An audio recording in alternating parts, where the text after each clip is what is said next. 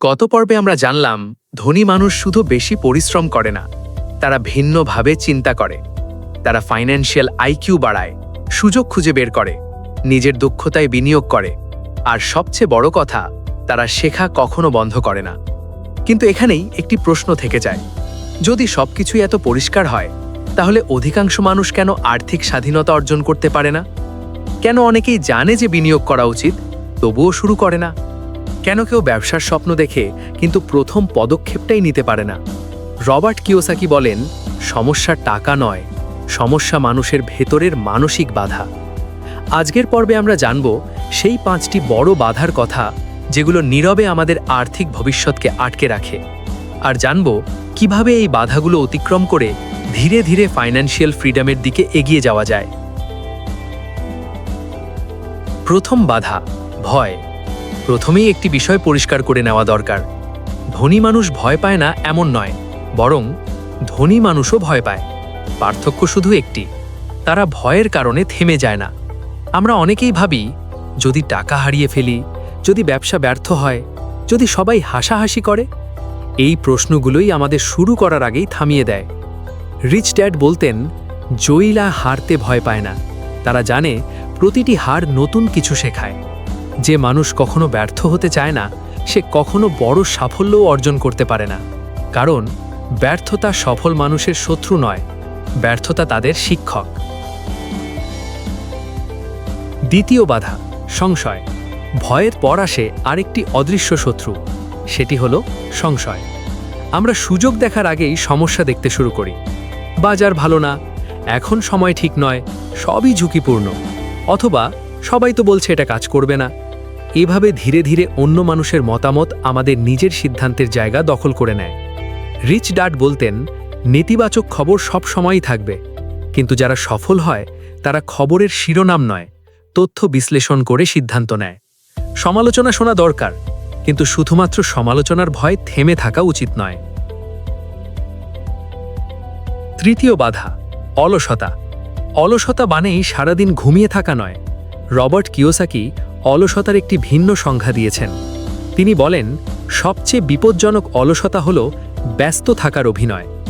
অনেক মানুষ সারাদিন কাজ করেন, কিন্তু নিজের ভবিষ্যতের জন্য 1 ঘন্টাও সময় বের করেন না। Office, meeting, mobile, social media, দিন শেষ। কিন্তু নিজের ফাইন্যান্সিয়াল এডুকেশনের জন্য একটি বইও পড়া হলো না, একটি নতুন দক্ষতাও শেখা হলো না, একটি বিনিয়োগ সম্পর্কেও জানা হলো না। প্রশ্ন হলো, আপনি কি সত্যিই ব্যস্ত, নাকি শুধু ব্যস্ত থাকার মধ্যে নিজেকে নিরাপদ মনে করছেন?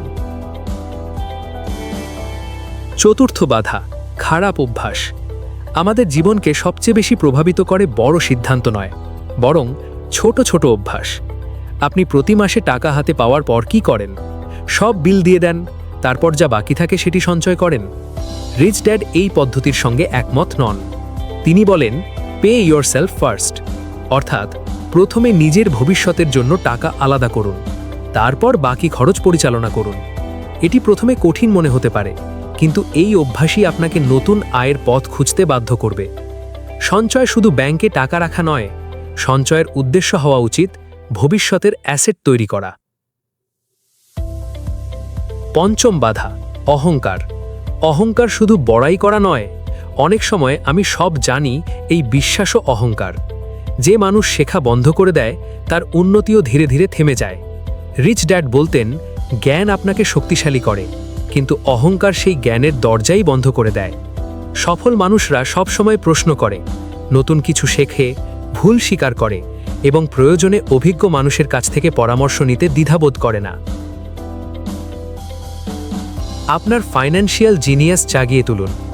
রবার্ট কিওসাকি বিশ্বাস করতেন, প্রত্যেক মানুষের মধ্যেই একটি ফাইন্যান্সিয়াল জিনিয়াস লুকিয়ে রয়েছে, কিন্তু সেটিকে জাগিয়ে তুলতে হলে সচেতনভাবে কিছু অভ্যাস করে তুলতে হবে।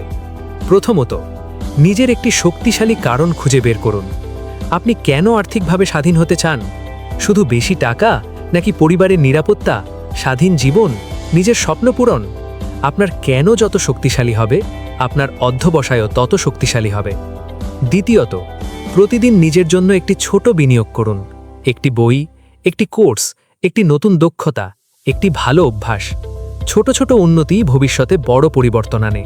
তৃতীয়ত, সঠিক মানুষের সাথে সময় কাটান। আপনার আশেপাশের মানুষ যদি সবসময় বলে এটা সম্ভব নয়, তাহলে একসময় আপনিও সেটাই বিশ্বাস করতে শুরু করবেন। তাই এমন মানুষের কাছাকাছি থাকুন যারা আপনাকে বড় ভাবতে শেখায়। ধনী মানুষের একটি গুরুত্বপূর্ণ অভ্যাস। রিচ ড্যাড বলতেন, শুধু আয় বাড়ানোর চিন্তা করবেন না, নিজের দক্ষতা বাড়ানোর চিন্তা করুন। কারণ দক্ষতা একবার তৈরি হয়ে গেলে সেটি আপনাকে বারবার আয় আনতে পারে। টাকা হারিয়ে যেতে পারে, ব্যবসা বন্ধ হয়ে যেতে পারে, কিন্তু শেখা দক্ষতা আপনার সঙ্গেই থাকবে এবং প্রয়োজনে আপনাকে নতুন করে শুরু করার শক্তি দেবে। আজকের মূল শিক্ষা। এতক্ষণে আমরা মানসিকতা বদলেছি, ফাইন্যান্সিয়াল লিটারেসি শিখেছি, অ্যাসেট এবং লায়াবিলিটি বুঝেছি, ফাইন্যান্সিয়াল আইকিউ সম্পর্কে জেনেছি, আর সফলতার পথে থাকা মানসিক বাধাগুলো চিনেছি। কিন্তু জানাই যথেষ্ট নয়। শেষ পর্যন্ত জীবন বদলায় শুধু একটি জিনিস, অ্যাকশন। সিরিজের শেষ পর্বে আমরা আলোচনা করব কিভাবে আজ থেকেই ফাইন্যান্সিয়াল ফ্রিডমের যাত্রা শুরু করবেন। রবার্ট কিওসাকির বাস্তব জীবনের একটি অনুপ্রেরণাদায়ক কেস স্টাডি দেখব, আর জানব আপনার হাতে আসা প্রতিটি টাকাই কিভাবে আপনার ভবিষ্যতের ভাগ্য নির্ধারণ করে। সিরিজের সবচেয়ে বাস্তব এবং শক্তিশালী পর্বটি অপেক্ষা করছে আপনার জন্য।